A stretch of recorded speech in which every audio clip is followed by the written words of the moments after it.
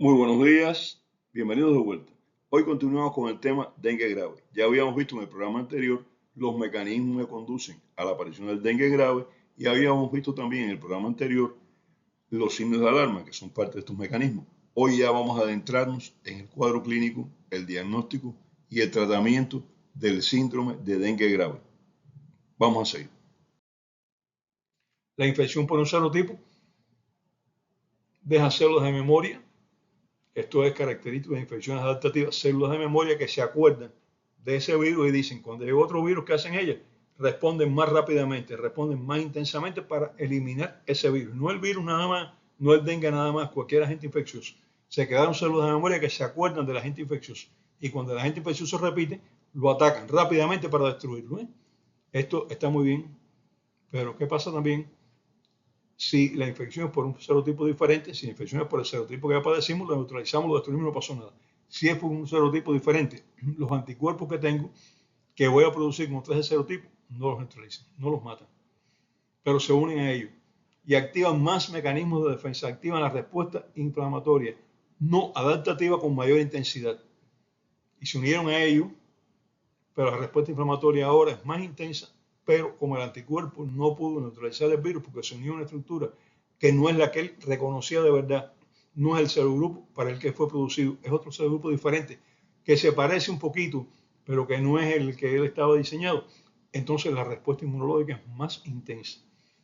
Las células de memoria reconocieron estos puntos, pero el sistema inmunológico se activa, pero como no se neutralizan los virus, se activa más respuesta no adaptativa, mayor liberación de citocina, mayor daño al organismo y esos anticuerpos que facilitan que los macrófagos puedan fagocitar con mayor facilidad a los virus marcados, se caracteriza por una situación, no neutralizan el virus es comido por los macrófagos, pero no está neutralizado y lo que hace ese anticuerpo es abrirle la puerta al virus para que entre a las células que él va a parasitar, a los macrófagos y las células dendríticas. Es fagocitado con más facilidad porque está marcado por los antibióticos, pero el virus es activo. Ese virus no está neutralizado porque ese anticuerpo no era para él, era para otro tipo de virus. ¿Me explico? Creo que sí. O sea, la célula de memoria produce anticuerpos que no son para el serotipo porque el serogrupo porque ya la persona tiene inmunidad para otro serogrupo. Si viniera otro serogrupo, por ejemplo, yo me infecté con un grupo, serogrupo 1, me atacan en serogrupo 1, mis anticuerpos atacan rápidamente a los virus del DEN 1, lo neutralizan, los macrófagos se lo comen y no pasó nada, yo ni me enteré posiblemente. Pero me ataca el serogrupo 2, DEN 2, mis anticuerpos lo atacan, se unen a él pero no consiguen neutralizarlo porque no están diseñados para ese serogrupo. ¿Qué pasó? El macrófago dice, ahí hay un virus marcado, me lo voy a comer, se lo come, pero como el virus no está neutralizado, el virus infecta al macrófago con mayor facilidad. Le abrimos la puerta, le abrimos la puerta y entonces la respuesta va a ser mayor, más intensa. Se le facilitó la entrada. Se reproducen en gran cantidad. Las células del sistema inmunológico que nos defienden segregan más citocina, aún mucho más. La respuesta es mucho mayor, el daño para el organismo es mayor. Afectan las células del endotelio, las células que cubren por dentro los vasos sanguíneos, sobre todo los capilares. Estas células afectadas facilitan la formación de pequeños trombos, pero facilitan también que se dañe el endotelio y que el líquido dentro del vaso sanguíneo salga, el plasma, y quedan dentro del vaso sanguíneo las células, los eritrocitos, glóbulos rojos más, parte de los glóbulos blancos, otros glóbulos blancos salen. Entonces, ¿qué pasa? Aparecen las pequeñas hemorragias, por un lado. Aparece la disminución del volumen de sangre circulante. Aparece el shock. Aparece la disminución de la albúmina. Pero esto pasa también en órganos que tienen una buena defensa inmunológica, hígado, y aparece una disfunción hepática.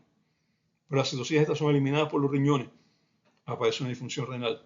Pero el virus invade la médula ósea, aparece infección en la médula ósea. Pero el corazón y los pulmones, los vasos sanguíneos del corazón y los pulmones son afectados. Aparecen hemorragias en los pulmones, aparece hemorragia del corazón. ¿Y todo por qué? Porque la respuesta inmunológica nuestra ha sido exagerada contra un virus que conocíamos más o menos, pero que no conocíamos exactamente ese serogrupo.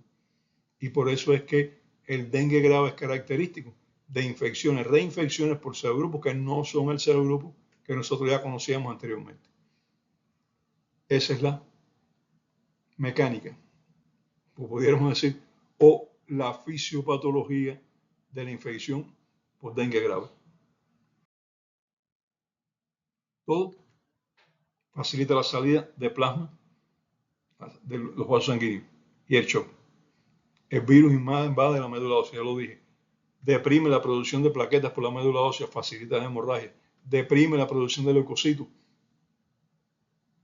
facilita la disminución de los linfocitos. Hipovolemia, hipoalbuminemia por salida de la albúmina del vaso sanguíneo y por trastorno de funcionamiento en la producción de albúmina por el hígado, pequeñas hemorragias, vasodilatación local, sobre todo en los capilares, disminución del flujo de sangre en los tejidos, shock. ¿Quieren más? ¿De verdad que quieren más? Pues hay más. El hígado dañado cae en insuficiencia. Los riñones fallan, en parte como resultado de respuesta inflamatoria, pero sobre todo como consecuencia de disminución del flujo sanguíneo por los riñones, es lo que se conoce como riñón de shock. Aparece un fallo renal por riñón de shock y por la inflamación. La hemorragia y la dilatación de los vasos sanguíneos capilares, hemorragias pulmonares, hemorragia miocárdica en el corazón, como ya les conté, fallo circulatorio hepático, fallo hepático, fallo renal, fallo pulmonar, fallo cardíaco, disfunción cerebral por todo anterior y por una encefalitis que se produce por las lesiones de los vasos sanguíneos, que se inflama el cerebro, no por el virus, sino por las lesiones de los vasos sanguíneos, la respuesta inflamatoria. Terrible. Terrible. Todo eso lo viví, se lo conté hace 45 años cuando se ignoraba por qué se producían estos fallos. La inmunología estaba en pañales. Yo no sabía por qué era aquello y nadie lo sabía. Y entonces lo que yo veía es que las personas se morían y no sabían por qué se morían, y no tenía idea. Se pensaba que era una forma de reaccionar de los asiáticos. Se hablaba de formas hemorrágicas del dengue en Asia. Eso es un problema de los asiáticos. Es un problema de los asiáticos porque ya tenían circulando varios serotipos y porque ellos tenían una gran cantidad de dengue. Por eso se hablaba del dengue hemorrágico asiático. No se hablaba del dengue hemorrágico en general, del dengue grave como se habla hoy en día. No, es que los asiáticos reaccionan así. Y lo viví con asiáticos. Yo no me enfermé. Me picaron no sé cuántos mosquitos. Algunos de ellos deben haber estado infectados. No me enfermé. Había padecido el dengue anteriormente, un año antes en Cuba. Es posible que el serogrupo que estuviera circulando en Vietnam en aquella época es el que había padecido ya. Es posible que la inmunidad por el serogrupo que tuve en Cuba todavía me durara un año y pico después. Muy poco probable, pero bueno, las cosas pasan. Es posible que mi forma de reaccionar del organismo no fuera tan intensa. Todo es posible, pero bueno, no me enfermé. El cuadro clínico del dengue grave es el de las disfunciones de los órganos, unido al cuadro clínico del shock y a las hemorragias. Muy importante, ya sabemos cómo se manifiesta, sabemos por qué se producen estas manifestaciones clínicas, sabemos que la base inmunológica es la base de todas estas cosas, sabemos que no todas las personas reaccionan igual, pero no sabemos cómo tratarlo, todavía no. Y es lo que vamos a hablar ahora, cómo tratar a un paciente con dengue grave. No hay tratamiento específico para el dengue, ni grave ni no grave. Se han utilizado antivirales con resultados variables. Se ha hablado de ritonavir, pero no hay datos estadísticos confiables que usted pueda decir si es verdad que este antiviral es efectivo contra el virus del dengue. No lo hay. Se ha hablado, bueno, mejoran, pero realmente resuelven el problema. No hay estadísticas confiables. No se puede decir eso. Por tanto, no hay tratamiento contra el virus. ¿Qué nos queda?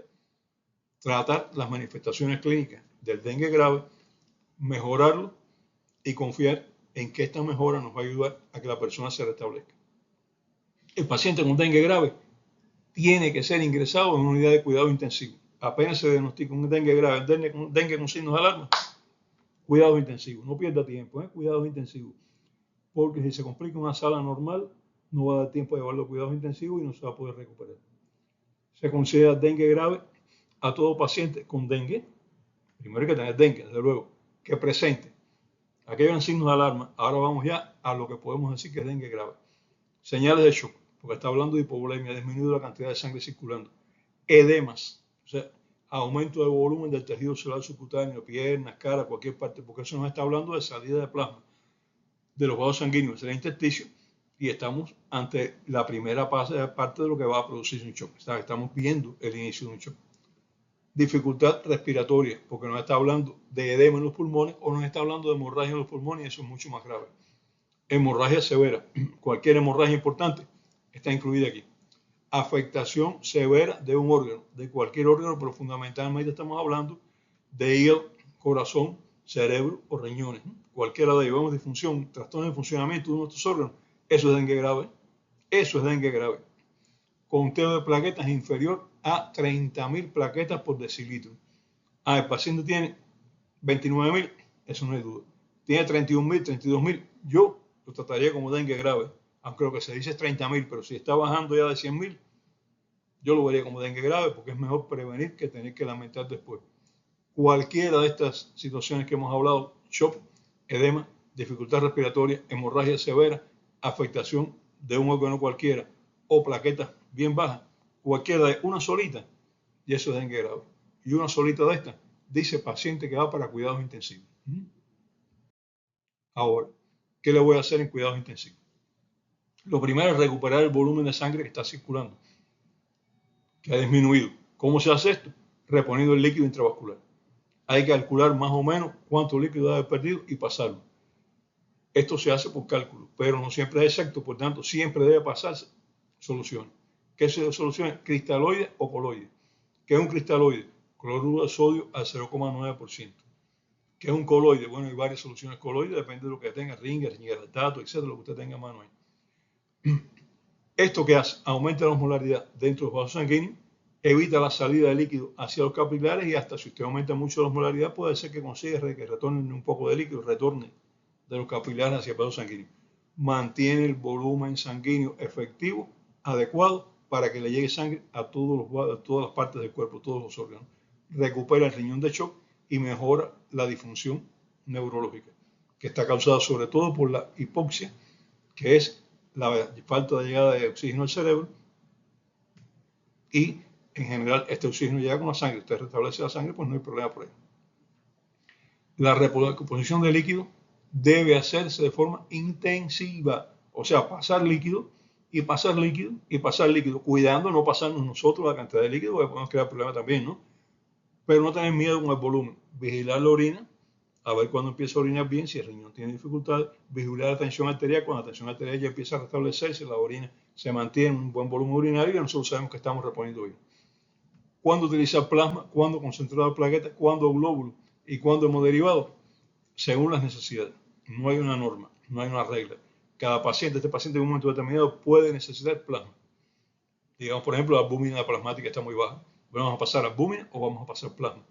Este paciente puede ser que necesite glóbulos rojos. ¿Por qué? Porque tiene una anemia. Es raro en el paciente con dengue shock. Pero bueno, puede pasar también. Este paciente puede ser que en un momento determinado necesite una transfusión de plaquetas porque está muy baja. Puede ser. Pero eso se decide paciente a paciente, con criterios en cada paciente.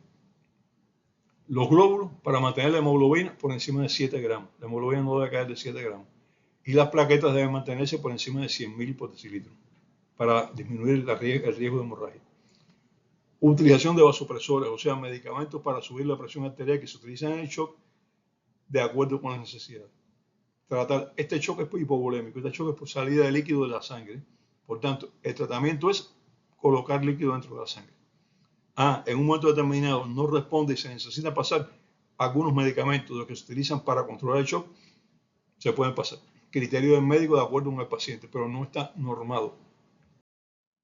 Si es necesario, ventilación mecánica. ¿Cuándo utilizar ventilación mecánica? Cuando el paciente tiene dificultad severa para respirar. Cuando el oxígeno en sangre disminuye notablemente, se intuba al paciente, se le coloca con un equipo de ventilación mecánica y vamos a mejorar el fallo porque además los pulmones deben estar inundados de líquido. Entonces, al colocar un poco de presión dentro del alvéolo, ese líquido sale de los pulmones, respira mejor, se utiliza de acuerdo con los criterios según cada paciente como esté.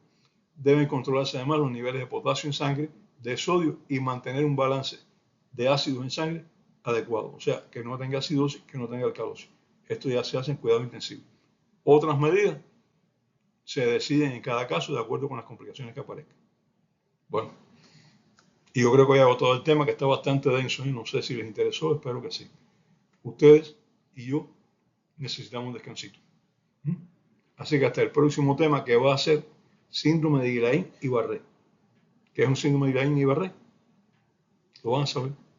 Lo van a saber. Y se van a dar cuenta que muchas veces que las personas dicen, esto es una secuela.